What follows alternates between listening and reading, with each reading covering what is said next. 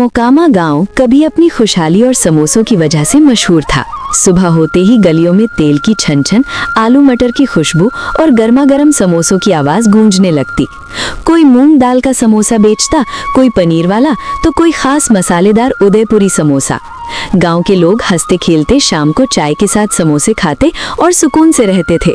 लेकिन एक दिन सब बदल गया। उस दिन के बाद एक एक करके सारे समोसे वाले अपने ठेले लगाना बंद कर गए। रात होते ही गांव में अजीब खामोशी छा जाती। कहा जाने लगा कि अंधेरे में एक भूत समोसे लेकर घूमता है। वो हर घर के सामने रुकता, समोसों की ऐसी खुशबू फैलाता कि दिल मचल जाए। जिसने भी वो खुशबू सूंघ ली, उसका मन रुकता नहीं। वो बाहर निकल आता और फिर कभी वापस नहीं आता।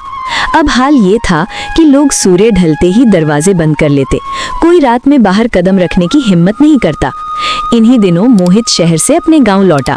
घर पहुंचते ही उसने माँ से कहा, माँ, बहुत भूख लगी है, कुछ अच्छा सा बना दो।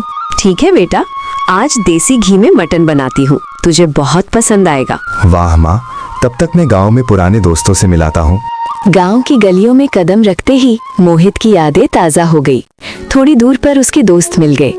एक दोस्त हंसकर बोला, अरे मोहित, कितने सालों बाद आया यार, तुझे देखकर बड़ा अच्छा लगा। अब क्या गांव में रहने वाला है क्या? लगता तो वही है, माँ भी अकेली रहती है, इसलिए अब यहीं कोई धंधा खोलूंगा। तभी एक दोस्त ने आसमान की ओर देखा और घबराकर बोला, चलो भाई, शाम होने वाली है, जल्दी घर चलते हैं। अरे इतनी जल्दी क्यों? चलो कहीं घूम आते हैं। नहीं भाई, गांव में रात को बाहर घूमना मना है। क्यों? रात को भूत घूमता है समोसे लेकर, गलती से भी बाहर मत आना। इतना कहकर सारे दोस्त तेजी से अपने अपने घरों की ओर चल पड़े। मोहित वहीं खड़ा सोचता रह गया। लगता है दोनों मजाक कर रहे थे। और मोहित भी घर की ओर निकल पड़ा। घर पहुंचते ही मोहित सीधे माँ के पास आकर बोला, माँ, मैं अभी दोस्तों से मिलकर आया हूँ। वो लोग अजीब अजीब बातें कर रहे थे, कह रहे थे रात को बाहर मत निकलना, कोई भूत है। माँ का चेहरा पल भर में उतर गया। हाँ बेटा, ये बात सच है। क्या माँ, तुम भी मानती हो ये सब अंधविश्वास है? नहीं बेटा, ये सच है। हमारे गांव में सच में एक भूत है। रात को समोसे लेकर निकलता है। जैसे ही कोई उनकी खुशबू सूंघ ले, उसका मन अपने आप बाहर चला जाता है। माँ, ऐसा कैसे हो सकता है? कोई गांव का आदमी होगा जो डर फैला रहा है। नहीं बेटा, मैंने अपनी आंखों से देखा है। वो आदमी नहीं है, वो एक शैतान है जो लोगों को उठाकर ले जाता है। चलो अब खाना खाओ, मटन ठंडा हो जाएगा। दोनों चुपचाप खाना खाने लगे, लेकिन मोहित के दिमाग में वही बातें घूम रही थी। खाना खत्म होने के बाद माँ कमरे में आकर बोली, बस बेटा, खिड़की या दरवाजा मत खोलना, आराम से सो जाना। इतना कहकर माँ अपने कमरे में चली गई। मोहित बिस्तर पर लेट गया, लेकिन नींद कहाँ आने वाली थी। वो मन ही मन बोला, आज देख ही लेते हैं किस तरह का भूत है। रात गहरी हो गई, चारों तरफ सन्नाटा था। अचानक हवा में एक जानी पहचानी खुशबू फैलने लगी, गर्म समोसों की। मोहित उठकर खिड़की के पास गया और झांक कर देखा। तभी गली के मोड़ से एक साया उभरा, सिर पर टोकरी, जिसे भाप उठ रही थी। मोहित की आंखें फटी की फटी रह गई। ये सच नहीं हो सकता। अचानक भूत सामने आ गया। खोखली आंखें, टेढ़ी मुस्कान। भूत गहरी आवाज में बोला, आओ आओ, गर्मा गर्म समोसे लाया हूँ, बस एक बार जल्दी बाहर आओ। मोहित का दिमाग सुन्न हो गया। कदम अपने आप आगे बढ़ गए। वो बाहर निकल आया। भूत खुश होकर हंसा। हाँ, ऐसे ही आओ, बहुत समय बाद कोई नया आया है। जैसे ही भूत मोहित को उठाने आगे बढ़ा, पीछे से आवाज आई, मोहित बेटा, नहीं। माँ की आवाज सुनते ही भूत रुक गया। उसने माँ की तरफ देखा। कुछ पल खामोशी रही, फिर भूत पीछे हटा और अंधेरे में गायब हो गया। भूत के जाते ही मोहित को होश आया। अंदर चलो बेटा। दोनों चुपचाप घर के अंदर चले गए। लेकिन मोहित जान चुका था, ये कोई अंधविश्वास नहीं था। अगली सुबह सूरज निकला तो गांव वैसा ही शांत था, लेकिन मोहित के मन में तूफान चल रहा था। वो चाय की दुकान पर दोस्तों के साथ बैठा था। अरे भाई, पहले तो चाय के साथ समोसे मिला करते थे, आजकल क्यों नहीं देते? भाई, चाय के साथ क्या, इस गांव में अब एक भी समोसे का ठेला नहीं दिखेगा जब से वो हादसा हुआ है। कैसा हादसा? तुझे सच में कुछ नहीं पता? क्या मतलब, क्या नहीं पता? लगता है तेरी माँ ने तुझे कुछ नहीं बताया। ये सुनते ही मोहित का चेहरा सख्त हो गया। वो बिना कुछ कहे उठा और सीधे घर की तरफ चल पड़ा। घर पहुंचकर वो माँ के सामने खड़ा हो गया। माँ, सच सच बताओ, तुम मुझसे क्या छुपा रही हो? माँ ने गहरी सांस ली, आंखें भर आईं। मोहित, तुम्हारे पिताजी का एक्सीडेंट नहीं हुआ था तो फिर उन्हें गांव के सेठ ने समोसे के ठेले के साथ जला दिया था। ये सुनते ही मोहित गुस्से से आग बबूला हो गया। क्या माँ, तुमने मुझे पहले क्यों नहीं बताया? मैं अभी उस सेठ को जान से मार दूंगा। नहीं बेटा, रुको। तुम्हारे पिताजी ने जाते जाते समझाया था कि ये बात तुम्हें कभी ना बताऊं, इसी वजह से मैं चुप रही। अब मुझे मेरे पिताजी का कातिल पता है, मैं चुप नहीं बैठूंगा। बेटा, अकेला सेठ ही कातिल नहीं था, पूरा गांव वहां था। किसी ने रोका नहीं, किसी ने बचाया नहीं। अब क्या तुम पूरे गांव को सजा दोगे? मोहित कुछ कहना चाहता था लेकिन शब्द नहीं निकले। तुम्हें कुछ करने की जरूरत नहीं है, तुम्हारे पिताजी सब कर लेंगे। मोहित चौंका। ये क्या मतलब हुआ माँ? जो तुमने रात को देखा था वो कोई और नहीं, तुम्हारे पिताजी ही हैं। ये सुनते ही मोहित के पैरों तले जमीन खिसक गई। इसीलिए कल रात उन्होंने मुझे कुछ नहीं किया। उसने अब ठान लिया था।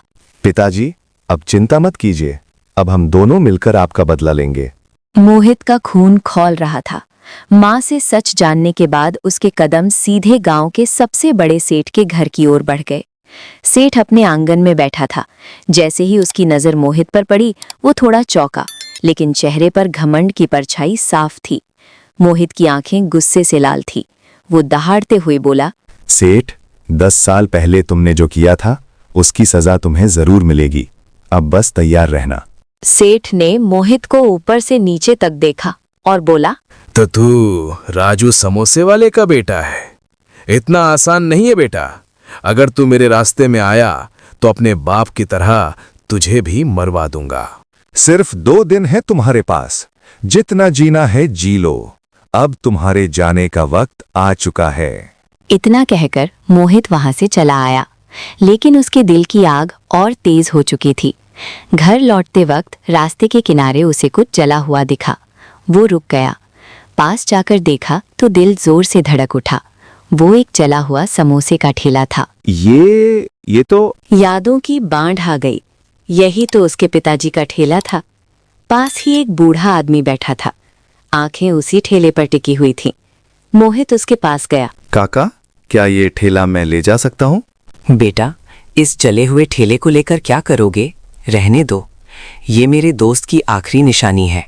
काका, ये आपके दोस्त की ही नहीं, मेरे पिताजी की भी आखिरी निशानी है। क्या तुम मोहित हो? हाँ काका, अब मैं उस सेठ से पिताजी का बदला लूंगा और इस गांव में यही समोसे का ठेला फिर से शुरू करूंगा। ये सुनते ही बूढ़े के चेहरे पर उम्मीद चमक उठी। बेटा, अगर तूने ऐसा कर दिया तो मेरी आखिरी इच्छा पूरी हो जाएगी। मैं इस ठेले को फिर से चलते हुए देखना चाहता हूँ। बस कुछ दिन सब्र रखिए काका, इस ठेले का पहला समोसा मैं आपको ही खिलाऊंगा। बूढ़े के चेहरे पर बड़ी मुस्कान आ गई। मोहित घर पहुंचा और माँ से बोला, माँ, मुझे पिताजी से बात करनी है। मैं उस सेठ को रात में घर से बाहर निकाल सकता हूँ। ठीक है बेटा, आज रात में कोशिश करूंगी तुम्हारे पिताजी से बात करने की। रात गहरी हो चुकी थी। चारों तरफ सन्नाटा पसरा था। मोहित बार बार दरवाजे की ओर देख रहा था। माँ, पिताजी कब आएंगे? बस बेटा, थोड़ा और इंतजार कर लो, वो जरूर आएंगे। कुछ ही पल बाद हवा में वहीं जानी पहचानी खुशबू फैलने लगी। गर्म समोसों की महक। मोहित की आंखें चमक उठी।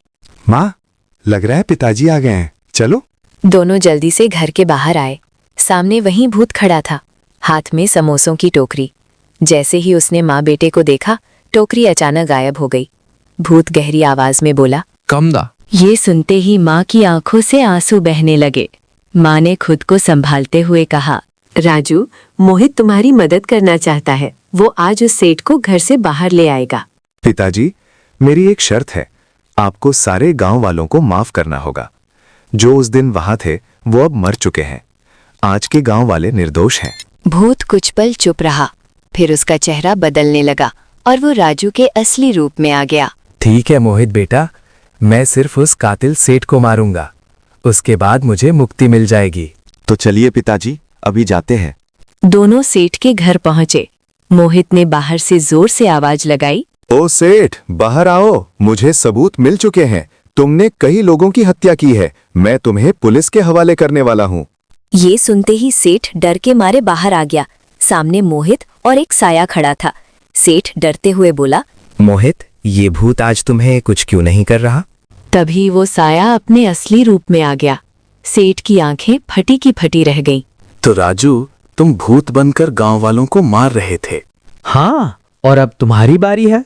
इतना कहकर राजू ने सेठ को उठाया और जंगल की ओर ले गया, जहां इंसाफ उसका इंतजार कर रहा था। रात का सन्नाटा टूट चुका था। मोहित सेठ के घर से लौटकर आया तो माँ बाहर ही खड़ी उसका इंतजार कर रही थी। माँ, हमने पिताजी का बदला ले लिया। माँ की आंखों में खुशी और राहत एक साथ छलक आई। तभी अचानक हवा ठंडी हो गई। सामने राजू खड़े थे, शांत मुस्कुराते हुए। कमला, मोहित, अब अच्छे से रहना। मेरा समय पूरा हो चुका है। पिताजी। लेकिन इससे पहले कि वो कुछ और कह पाता, राजू हवा में घुलते चले गए और हमेशा के लिए अदृश्य हो गए।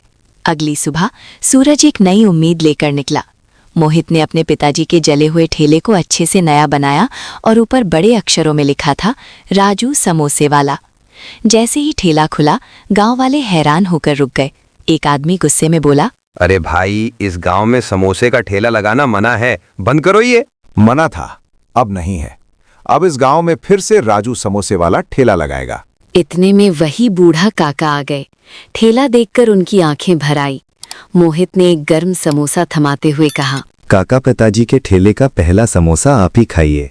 काका ने कांपते हाथों से समोसा लिया, गौर किया और खुशी का ठिकाना नहीं रहा। बिल्कुल राजू जैसा स्वाद है बेटा, वही खुशबू, वही जान। मोहित की आंखें भी नम हो गई। धीरे धीरे खबर फैल गई। लोग आने लगे। देखते ही देखते ठेले पर भीड़ उमड़ पड़ी।